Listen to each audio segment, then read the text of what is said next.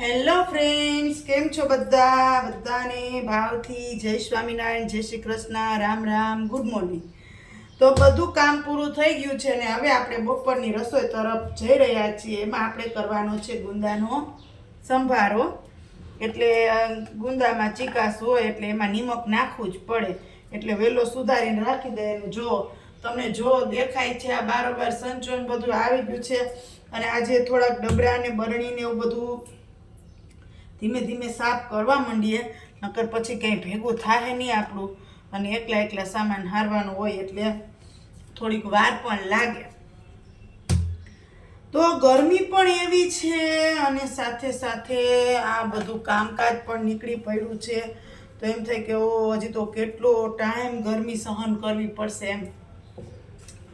નહીં તો એક ચોથો મહિનો ગયો, પાંચમો, છઠ્ઠો, આખા ને સાતમા મહિનાનો કેટલા દિવસે વરસાદ આવે એ તો પછી હવે આપણને કેમ ખબર. એટલે ગરમી તો સહન કરવી પડે છે, પણ હવે આપને એમ થાય કે ભગવાન ભગવાન આવી ગરમીમાં જે લોકો તડકાના કામ કરતા હશે એનું શું થતું હોય છે. આપણે ઘરે ને ઘરે છીએ તો આપણે એમ કહીએ કે ગરમી છે એમ. સાચું ને? તો સારું, ચાલો, તમને બધાને દિલથી આભાર કે તમે મારા બ્લોગ જોવો છો, પછી કમેન્ટ કરો છો. તો જરૂરથી કમેન્ટ કરજો અને વિડીયોને લાઈક બી કરજો. તમે લોકો વિડીયો લાઈક કરવાનું ભૂલી જાઓ છો તો પ્લીઝ એવું ન કરો. બધાને સપોર્ટ કરો. ઓકે, તો તમારે વિડીયો લાઈક કરી દેવાનો અને સાથે સાથે થોડો ઘણો સપોર્ટ કરવાનો. એટલે જેથી કરીને હવે થોડાક લોંગ વિડીયોમાં વ્યૂઝ આવશે તો જ ડોલર બનશે, નહીંતર શું બનશે ડોલર અમારે. તમે લોકો કમેન્ટ કરશો, તમે લોકો વિડીયોને લાઈક કરશો તો અમે આગળ વધશું. તો ચાલો આપણે આ ફટાફટથી ગુંદા ભાંગી અને કામે વર્ગી જઈએ. નકર બપોર થઈ જાય ને તો બપોર પછી તડકાનું કામ બહુ ઉકલતું નથી. એટલે બપોર વચ્ચે પછી સૂઈ જાય તડકાના. શું કરીએ, કામ હોય તોય સૂઈ જાય. એટલે સારું, ચાલો, તો અત્યારે છે ને આપણે આ સંચો સાફ કરી નાખીએ ધૂળવાળો, એટલે એક કામ ઓછું ત્યાં જઈને. એટલે જો હમણાં કે દિવસનો વાપરો નથી એટલે બહુ ડસ્ટ જામી ગઈ છે. આમાં બહુ ધૂળ છે જો. પણ ભીના પોતે ને કોરા પોતે સાફ કર્યો હોય તો સરસ થઈ જાય. જો આ બધી ધૂળ છે. હજી ધીમે ધીમે એક પછી એક કામ આપણે પૂરું કરવાનું છે. સારું, ચાલો, તો આપણે ગુવાર બીટવા બેસી ગયા છીએ સાંજનો. જો લઈને ગુવાર છે તો બેઠા બેઠા બેઠી. અને ઓમભાઈ છે ને લેસન કરે છે ને વાંચે છે જો. એટલે મમ્મા દીકરાને સથવારો થાય. એ 2 વાગ્યાનો બેસી ગયો તો અટાણે ઘડિયાળમાં થયા છે 4:30 અને એ 6 વાગ્યા સુધી વાંચશે ને પછી એના ડેડી ભેગું જવાનું છે અને વસ્તુ લેવા. પણ આપણે તો ફ્રી છીએ એટલે આપણે આ કામ ચાલુ કરી દીધું સાંજનું. એટલે કંટાળોય ન આવે અને આપણું કામ પણ કમ્પ્લીટ થઈ જાય એમ. અને અત્યારે તડકોય બહુ છે એટલે તો બારી કે કંઈ ખુલવાનું નથી થતી એમ, એવો તડકોનો ઝાર છે. સારું, ચાલો, ગરમી બહુ છે તો મને એમ થયું કે લીંબુ શરબત બનાવી દઉં ઓમભાઈને અને હું પણ પી લઉં ભગવાનને ધરીને. તો ખાંડ તો આપણે દરેલી હોય જ છે, દળેલી ખાંડ. ઠંડુ પાણી હતું એટલે હવે આપણે ફટાફટથી લીંબુ શરબત બનાવી નાખીએ. અને તડકાનું લીંબુ શરબત છે ને સ્વાસ્થ્ય માટે સારું. એટલે મને વિચાર આવ્યો કે ઓમભાઈ વાંચે છે તો આપણે એના માટે સરસ મજાનું લીંબુ શરબત તૈયાર કરી દઈએ. આમ તો લીંબુનો રસ સ્ટોરેજ કરેલો હોય જ છે અમારી ઘરે, પણ આ 2 લીંબુ છે વળી સુકાઈ જશે. એના કરતાં તો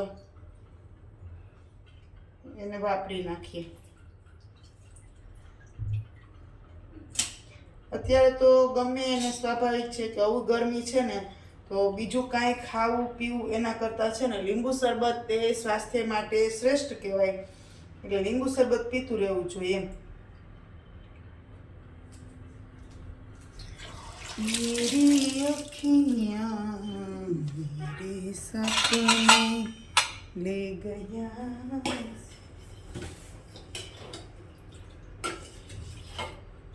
એક તો ગરમી હોય અને તડકો ને કંટાળો આવે આવું ખબર નહીં એમ થાય કે આવો હજી તો આ 2 મહિનાને સહન કરવું, 5મો અને 6ઠો. હું તો એ જ વિચારું 5મો અને 6ઠો મહિનો 2 મહિના હજી ગરમી છે. હાલો લીંબુ શરબત બની ગયું કમ્પ્લીટ. હવે આપણે ઓમભાઈને દઈ આવીએ. હેલો ફ્રેન્ડ્સ, તો સાંજે બનાવવાનું હતું શું ને બનાવી રહી છું શું. જો આપણે બાંધી લીધો છે લોટ ગાંઠિયાનો અને ઓમભાઈ ફૂલ તૈયારી સાથે બેસી ગયા છે ગાંઠિયા ખાવા વણેલા. અને પહેલાં કરવાનું હતું ગુવારનું શાક, પછી અચાનકથી પ્લાન બદલ્યો એટલે હવે બનાવવાના છે વણેલા ગાંઠિયા. એકદમ આ સોફ્ટ આવે.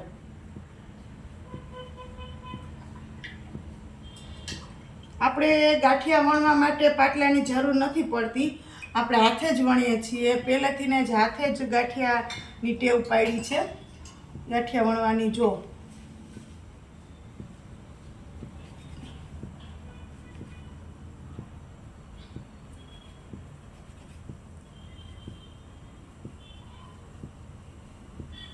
આવી રીતના આપણે ગાંઠિયા વણી નાખીએ છીએ. આમાં એક હથેળીનો ઓધાર લઈને આવી તો ગયું છે. ચાલો જો આજે તમને હું હાથે બનાવેલા વણેલા ગાંઠિયાનું તમને કહીશ. જો હાથે બનાવ્યા છે. જો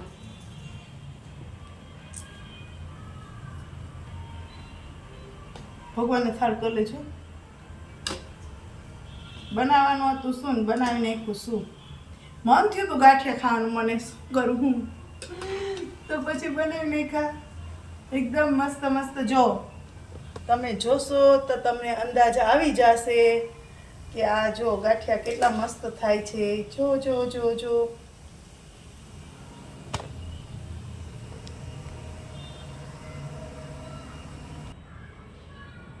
તો સારું, ચાલો આપણા આ ગાંઠિયા મસ્ત મસ્ત પોચા પોચા ગાંઠિયા થઈ ગયા છે.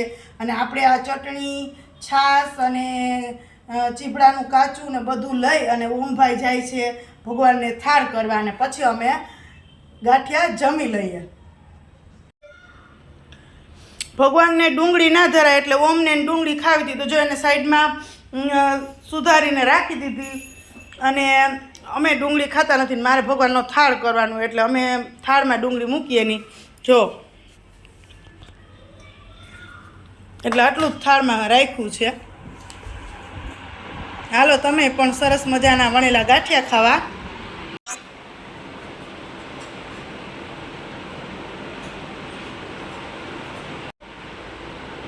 સારું ચાલો, તો અહીંયા હું મારો બ્લોગ પૂરો કરું છું.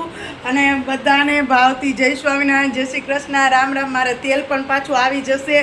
તો અહીંયા મારો બ્લોગ પૂરો કરી અને બધાને ભાવથી જય સ્વામિનારાયણ.